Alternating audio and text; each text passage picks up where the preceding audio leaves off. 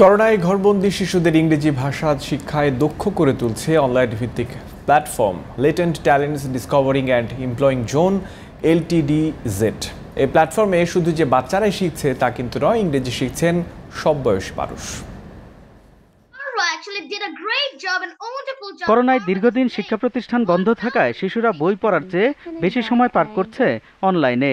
আর এই প্ল্যাটফর্মকেই কাজে লাগিয়ে শিশুদের ইংরেজি ভাষায় দক্ষ করে তুলছে latent talents discovering and employing zone LTDZ।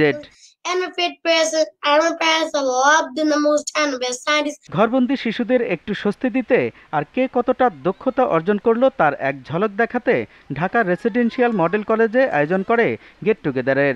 মুক্ত বাতাসে এসে শিশুরাও মেতে ওঠে হাসি আনন্দে।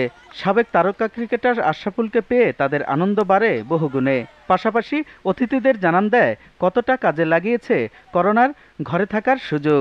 Improving our English day by day, and that's the magic. I didn't actually just think that I can do 1,000 presentation. I thought that I will do in 6 months, but I actually just do it only in 2 months. I'm so much happy to playing cricket, so much happy.